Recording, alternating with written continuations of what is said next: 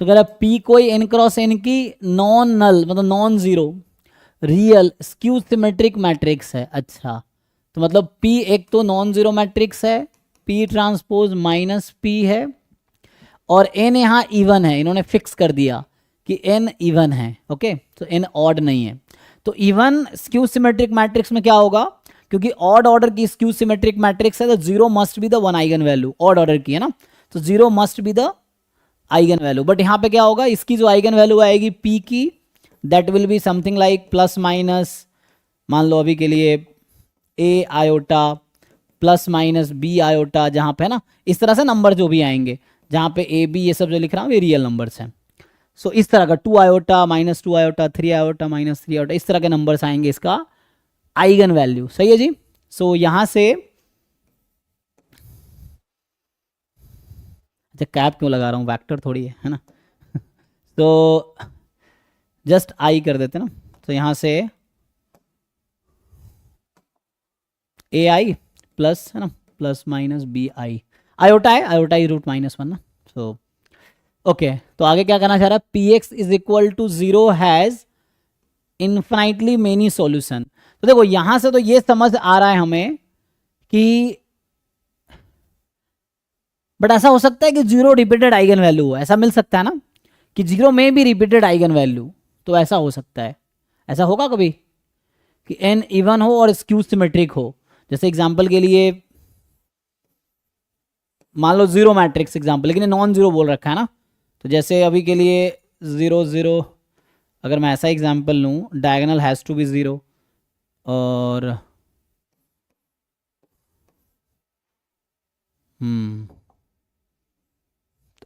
To cross two में तो नहीं होगा, 4x4 में ऐसा मैट्रिक्स बनाओ जो दो जीरो आइगन वैल्यू हो जाए और दो प्लस माइनस आयोटा हो, ऐसा बनाया जा सकता है ना मैट्रिक्स, जिसके ऐसा हो कि zero is repeated eigen value, ऐसा बनाया जा सकता है। देखो तो बोल रहा है कि p x is equal to zero has infinity many solution. तो ऐसा कब हो सकता है, तुम खुद सोचो कि ऐसा कब पॉसिबल है। जैसे p x is equal to zero के पास इन्फिनिटली मेनी आइगन वैल्यू कब होगी, तो एक काम करता हूं मैं एन को अभी के लिए 2 ले लेता हूं, ठीक है, जीरो तुम ले नहीं सकते। तो अभी के लिए मान लो एक मैट्रिक्स ले लिया हमने, पी कोई एन क्रॉस एन, हाँ ए फॉल्स होगा। रुक जाओ, एक एग्जांपल बना लेते हैं हम लोग, टू के लिए ना एक एग्जांपल बना लेते हैं, काउंटर एग्जांपल। तो कह रहा है एन इवन है, तो मान लो टू के लिए हमने जीरो जीरो, अभी के लिए मान लो वन माइनस वन, लेट से ये मैट्रिक्स ले लिया हमने। So this is skew symmetric matrix 2x2 की है। तो इसकी जो आइगन वैल्यूज अगर आप निकालेंगे क्या मिलेगा जी, प्लस माइनस आयोटा, चेक करो। तो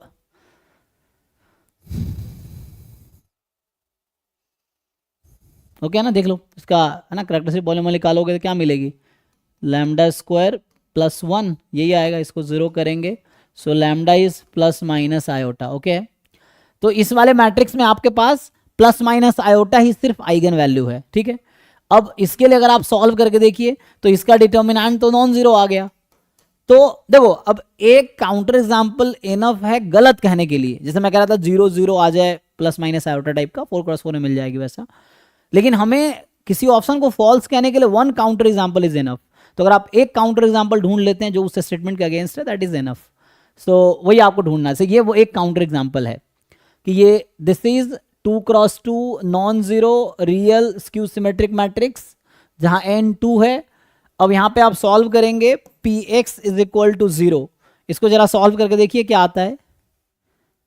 x यहाँ पे x का मतलब है वेक्टर हो गया, x1 x2 का इंट है ना, इस तरह से।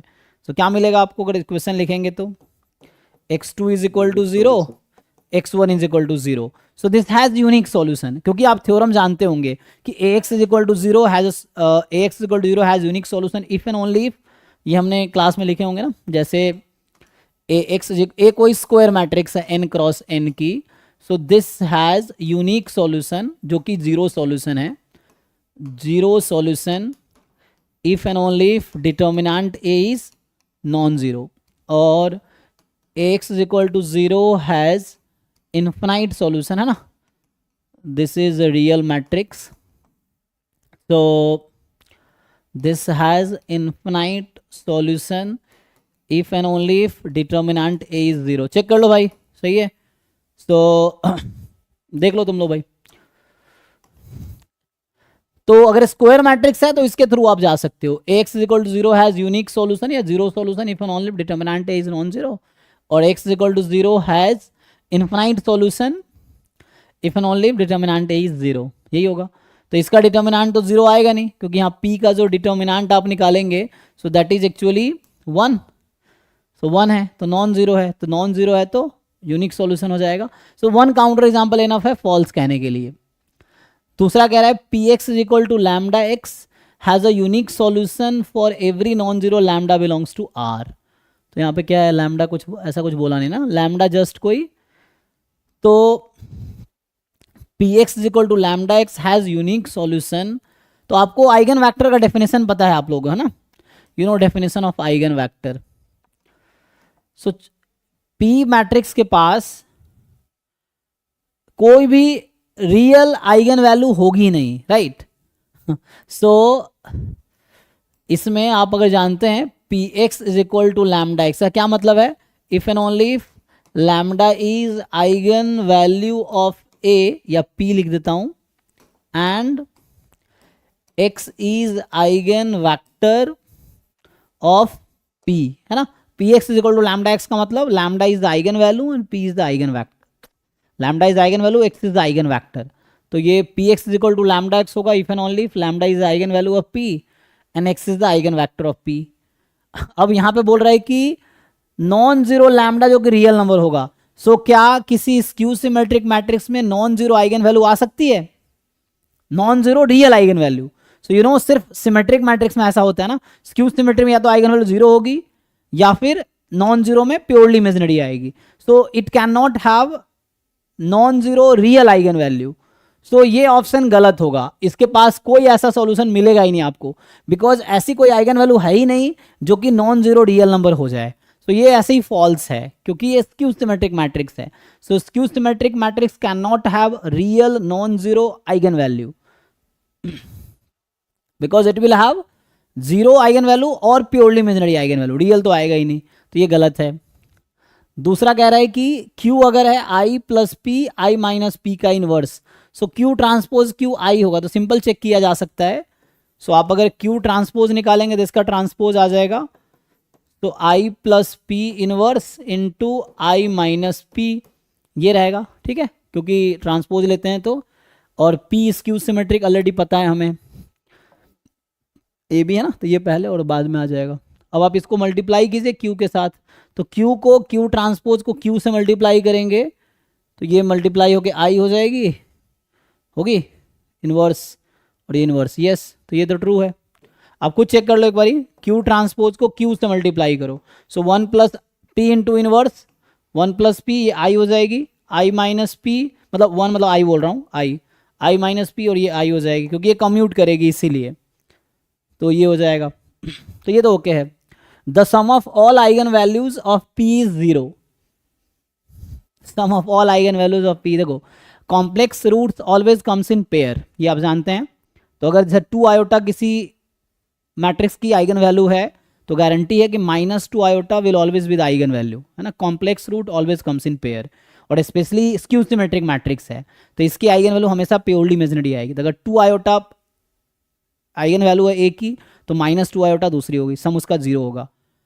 तो जो भी आइगन वैल्यू आएगी, मैंने अभी कहा ना, जैसे plus minus A iota plus minus B iota plus minus C iota, इस तरह से आएगा। तो जो भी आएगी उसका सम करोगे, प्लस ए आयोटा प्लस में माइनस ए आयोटा, तो जीरो ही होना है, तो ये भी सही है।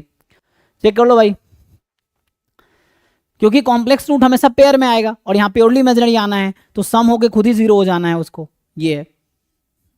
या तो जीरो आएगा या प्योरली इमेजिनरी आएगा, कॉम्प्लेक्स नंबर मतलब कॉम्प्लेक्स रूट्स जो होंगे यहाँ पे, स्पेशली स्क्यू सिमेट्रिक मैट्रिक्स के जो आइगन वैल्यू या तो जीरो आएंगी, तो जीरो है तो सम जीरो ही होना है। नॉन जीरो अगर आ गया तो फिर उसका सम जीरो हो जाना है, क्योंकि ए आयोटा माइनस आयोटा ऐसे कट जाना है। ठीक है जी, देख लो, कुछ क्वेरी है पूछो किसी को। डी को वैसे भी दे सकते हैं कि ट्रेस जीरो होता है। जी जी जी, बिल्कुल आप बोल सकते हैं, ट्रेस जीरो होता है ना। आप ये भी जानते हैं कि स्क्यू सिमेट्रिक मैट्रिक्स में डायगोनल एंट्रीज हमेशा जीरो होती है, तो ट्रेस जीरो रहता है, उस तरीके से भी कह सकते हैं आप, बिल्कुल, है ना, क्योंकि कोई भी स्क्यू सिमेट्रिक मैट्रिक्स के diagonal entries, all diagonal entries are zero, वो डेफिनेशन ही कहता है कि all diagonal entries has to be zero, क्योंकि A transpose is minus A, तो A i i is equal to minus A i है, तो diagonal elements has to be zero. तो स्क्यू सिमेट्रिक है, तो not for the even, for odd also, for any n skew symmetric each diagonal entry is zero है, तो सम is also zero, तो उससे भी आ जाएगा। ठीक है ना। तो नेक्स्ट जो हमारे पास है ये 34 था ना, तो 34 के बाद 30s में और कोई क्वेश्चन है नहीं है। सो अब सीधा आते हैं 30s के बाद 50s में है, 51, 50, 51 एंड 59। तो